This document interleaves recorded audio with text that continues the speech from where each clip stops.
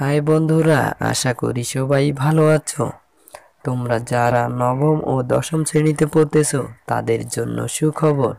সত্যিকার অর্থে আমি যেটা চেষ্টা করব সেটা হচ্ছে তথ্য ও যোগাযোগ প্রযুক্তি যে সাবজেক্টটি তোমাদের রয়েছে, সেই সাবজেক্টটিতে তোমাদের সাহায্য করার জন্য আমি একটা কোর্স তৈরি করব, যেখানে সত্যিকার অর্থে আমি তোমাদের বোর্ড বইটা ধরে প্রত্যেকটি বিষয় সম্পর্কে আলোচনা করব, যাতে করে তোমরা প্রত্যেকটি বিষয়কে খুব সহজে বা স্বাবলম্বীভাবে বুঝতে পারো। আজ আজকে আমার প্রথম লেকচার। আমার লেকচারের নাম হচ্ছে 21 শতক এবং তথ্য ও যোগাযোগ প্রযুক্তি। মূলত আজকে আমি অধ্যায় 1-এর প্রথম যে টপিকসটি আছে সেটা নিয়ে আলোচনা করব। একদম প্রথমে যে গল্পটি সম্পর্কে আলোচনা করব সেটা হচ্ছে সম্পদ কি। একটা সময় সম্পদ সম্পর্কে চিন্তা করা হতো এমনভাবে যে ধরো, যার কাছে যত বেশি স্বর্ণ আছে বা যার কাছে বেশি টাকা পয়সা আছে সে বেশি সম্পদশালী, সে ধনী বা পাওয়ারফুল। একটা সময় এটা চিন্তা করা হতো, কিন্তু বর্তমানকালে সে চিন্তা করা হচ্ছে না। বর্তমানকালে চিন্তাটাকে অন্যভাবে করা হচ্ছে। যেমন আজকে দেখবা যে প্রত্যেকটি ফ্যামিলিতে সবচেয়ে বেশি গুরুত্ব দেওয়া হচ্ছে পড়াশোনার ক্ষেত্রে। তার মানে কি, জ্ঞানটা অনেক বেশি পাওয়ারফুল হয়ে যাচ্ছে। তার মানে যে যত বেশি জ্ঞানী হবে সেই তত বেশি কি হবে, সম্পদশালী হবে। সে খুব সুন্দরভাবে জীবন যাপন করতে পারবে। পুরো পৃথিবীটার ক্ষেত্রে কনসেপ্টটা তাই একই। তাই পুরো পৃথিবীর ক্ষেত্রে এমন সত্যিকার অর্থে সম্পদ হিসেবে স্বর্ণ বা টাকা পয়সাকে দেখানো হচ্ছে না। এখন দেখানো হচ্ছে জ্ঞানটা হচ্ছে বর্তমান ধারণা অনুযায়ী মূল্যবান সম্পদ। তার মানে কি দাঁড়াচ্ছে, যে জাতি বেশি জ্ঞানী হবে সে জাতি বেশি সম্পদশালী হবে, যে জাতি বেশি উন্নত জীবনযাপন করতে পারবে।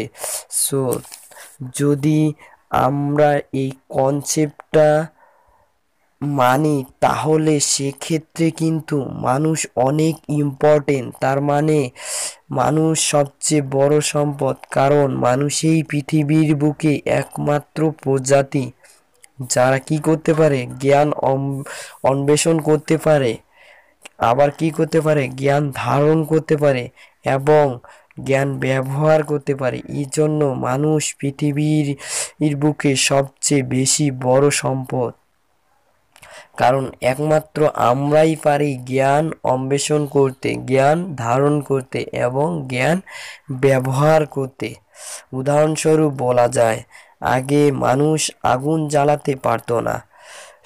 তখন মানুষ আগুন জ্বালানোর জন্য বিভিন্ন কৌশল অবলম্বন করত। সেখানে জ্ঞান অন্বেষণ করে, জ্ঞান ধারণ করে আজকে মানুষ কি করতে পারতেছে, আজকে মানুষ আগুন জ্বালাতে পারতেছে।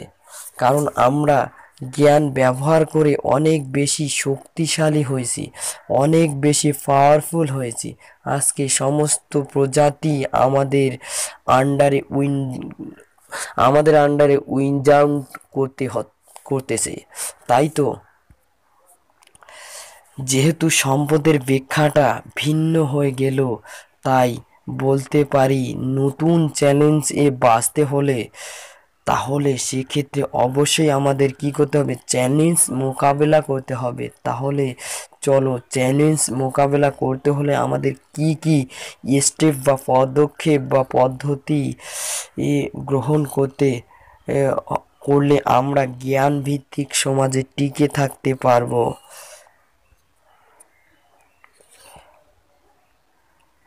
তার আগে আমরা একটা কনসেপ্ট নিয়ে আলোচনা করতে পারি, যেমন ইন্টারন্যাশনালাইজেশন এবং গ্লোবালাইজেশন। এই কনসেপ্টটা একটু আলোচনা করা যাক। এখানে দেখতেই পাচ্তেছি আমরা ব্যবসা বাণিজ্য, সংস্কৃতি, যোগাযোগ, শিক্ষা।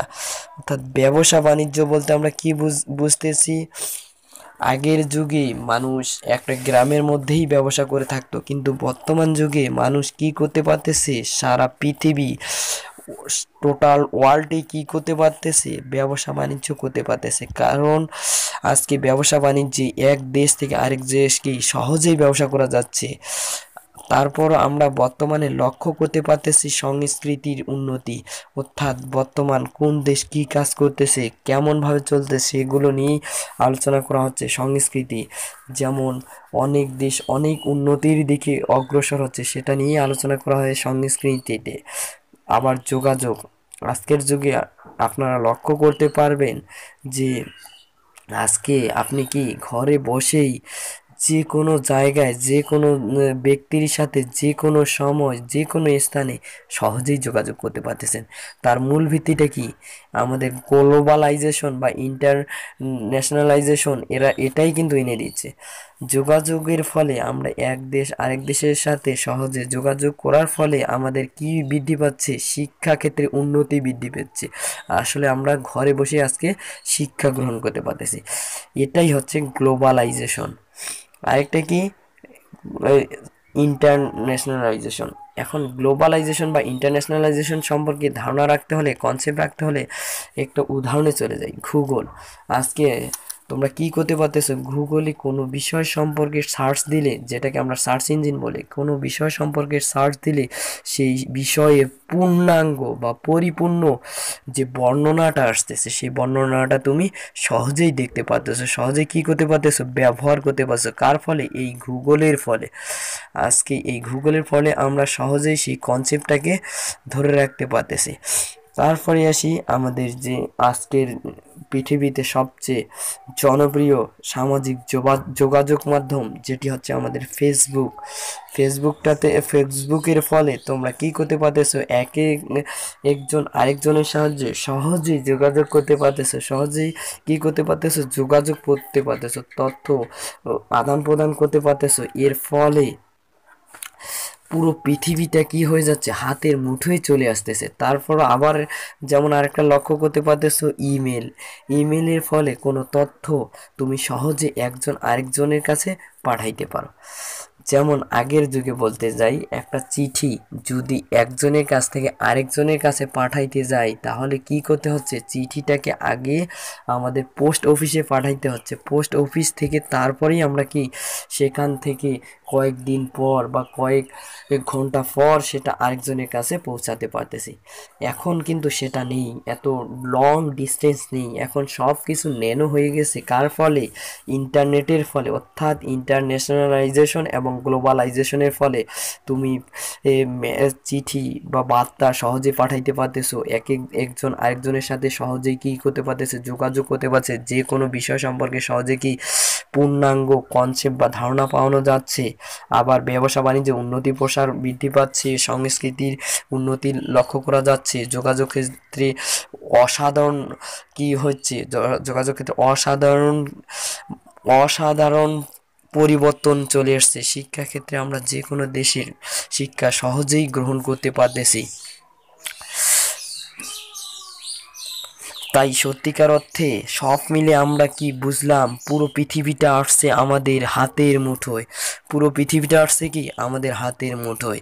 হাতের মুঠোয় আজকে আপনারা আমার চিত্রই দেখতে পাচ্ছেন যে হাতের মুঠোয় পৃথিবীর একটা মানচিত্র তুলে রাখছি আমি। অর্থাৎ পৃথিবীটা টোটালটাই হাতের মুঠোয়। কারণ আজকে তুমি যে কোনো বিষয় বা যে কোনো ধারণা সম্পর্কে সহজেই তুমি ধারণা পাচ্ছ। সব কিছু হাতের মুঠোয়, একমাত্র হাত ব্যবহার করেই সেটা আমরা করতে পারতেছি। তাই তো এখন একটা বিশাল চিন্তার বিষয়টা কি? শিল্প বিপ্লব। ধরো যখন শিল্প বিপ্লব ঘটলো, মানুষ যখন আস্তে আস্তে যন্ত্রের উপর নির্ভরশীল হয়ে পড়লো, বা যন্ত্রকে যন্ত্রের উপর নির্ভরশীল হয়ে পড়লো বা যন্ত্রকে আয়ত্ত করে ফেললো যন্ত্রের মাধ্যমে তাদের বড় বড় সমস্যাগুলি সমাধান করা শুরু করলো, তখন যে সমস্ত দেশ এই এই শিল্প বিপ্লবটাকে যত দ্রুত যারা নিজের করে নিতে পেরেছে তারা তত বেশি শক্তিশালী হয়েছে, পাওয়ারফুল হয়েছে। অর্থাৎ যন্ত্রের যে বা শিল্প বিপ্লব যে দেশ বেশি ঘটাতে পেরেছে সে দেশ বেশি কি হয়েছে, পাওয়ারফুল হয়েছে, শক্তিশালী হয়েছে। তাই বর্তমান যুগ হচ্ছে জ্ঞান বিপ্লবের যুগ। বর্তমান যুগটা কি, জ্ঞান বিপ্লবের যুগ। আর আমাদের এ যুগে টিকে থাকতে হলে আমাদের অনেক বেশি কি শিখতে হবে, অনেক বেশি জানতে হবে, অনেক বেশি জ্ঞানী হতে হবে। এর জন্য জ্ঞানের বিপ্লব ঘটাতে হবে। এর জন্য কিসের বিপ্লব ঘটাতে হবে, এই জ্ঞানের বিপ্লব ঘটাতে হবে। তাই সত্যিকার অর্থে আমাদের কি করণীয় বা কি দরকার সেটা আমরা জানি। প্রথমত কথা হচ্ছে যে পারস্পরিক সহযোগিতা করতে হবে। পারস্পরিক সহযোগিতা ব্যতীত কখনো তুমি কি করতে পারবে না, উন্নতির দিকে অগ্রসর হতে পারবে না। তারপরে দ্বিতীয় পয়েন্টটা আমার হচ্ছে যোগাযোগের দক্ষতা। অর্থাৎ তুমি একজন আরেকজনের সাথে যোগাযোগ করবা, কিভাবে সেটা যোগাযোগ করবা তার একটা দক্ষতা বাড়াতে হবে, সেই দক্ষতাটা আমাদের যাতে থাকে। 3 নম্বর পয়েন্ট হচ্ছে সুনাগরিকত্ব। অর্থাৎ তুমি একজন আরেকজনের সাথে যোগাযোগ করবা, যোগাযোগের একটা বৈশিষ্ট্য আছে, যেমন তোমার নাগরিকত্বটা ঠিক রাখতে হবে। তুমি একটা সুনাগরিক যাতে হও, যাতে ভালোভাবে সেই কাজটা করতে পারবো, সেটাই হচ্ছে সুনাগরিকতা। তারপরে যে পয়েন্টটা আছে সেই পয়েন্টটা হচ্ছে সমাধানে পারদর্শী। অর্থাৎ তোমাকে সমস্যাটা সমাধান করতে হলে পারদর্শী হতে হবে। যে সমস্যাটা সমাধান করব, সেই সমস্যাটা সমাধান করতে হলে আমি নতুনভাবে কোনো চিন্তা করতে পারি কি না। তারপরে যে আমার পয়েন্টটা রয়েছে সেই পয়েন্টটা হচ্ছে বিশ্লেষণী চিন্তন। অর্থাৎ সমস্যা বিশ্লেষণ, যেমন আমরা একটা কনসেপ্টে বুঝি, তুমি সমস্যাটা কোনভাবে বা কিভাবে সমাধান করবে, তার কি গ্রহণ করলে কি ফলাফল পাবে সেটা নিয়েই আলোচনা করে সমস্যা বিশ্লেষণী চিন্তন। তারপর সৃজনশীল বলতেই আমরা কি বুঝতেছি, নতুন কিছু সৃষ্টি করা। সৃষ্টি করা। ধরে নাও একটা প্রবলেম তোমার কাছে আছে, সেই প্রবলেমটা একজন যেভাবে আয়ত্তে নিছে বা সলভ করছে তার চেয়ে তুমি আরো নতুনভাবে সেটাকে সলভ করতে পারতেছো কি না সেটা নিয়ে আলোচনা করাটাই হচ্ছে সৃজনশীলতা। তারপরে সর্বশেষ যে পয়েন্টটা, সেই পয়েন্টটা হচ্ছে তথ্য ও যোগাযোগ প্রযুক্তিতে পারদর্শিতা। অর্থাৎ তথ্য ও যোগাযোগ প্রযুক্তি তুমি যদি পারদর্শিতা করতে পারো তাহলে জীবনে কি উন্নতি লাভ করানো যাবে। কারণ আমাদের আগামী যে বছরগুলো আসতেছে, আগামী যে দিনগুলো আসতেছে, সেই দিনগুলোতে আমরা লক্ষ্য করতে পারবো তথ্য যোগাযোগ প্রযুক্তি ব্যতীত অন্য কোনো আমাদের কাজেই আসবে না। তথ্য এবং যোগাযোগ প্রযুক্তিটাই আমাদের মূল ভিত্তি হিসেবে দাঁড়াবে। তাহলে এর জন্য মাথায় রাখতে হবে তথ্য ও যোগাযোগ প্রযুক্তি বিষয়ে পারদর্শিতা। তাই বর্তমান যুগ হচ্ছে জ্ঞান বিপ্লবের যুগ। এটা নিয়েই আমি আলোচনা করলাম। আমার এই ভিডিওটা দেখার জন্য তোমাদের অসংখ্য অসংখ্য ধন্যবাদ। আরও নতুন নতুন ভিডিও পাওয়ার জন্য অবশ্যই আমার চ্যানেলে সাবস্ক্রাইব করতে ভুলবেন না। আমি আপনার কাছে বা তোমাদের কাছে অনেক রিকোয়েস্ট করব, বা নতুন নতুন যদি ভিডিও দেখতে চাও তাহলে আমার চ্যানেল বা ইউটিউব চ্যানেলটিতে সাবস্ক্রাইব করবা। চ্যানেলে যদি সাবস্ক্রাইব করো আমিও একটু উৎসাহিত হব। তোমাদের কমেন্ট এবং লাইক এটাই আমাকে অনুপ্রেরিত করবে। এই বলেই আমার আজকের এই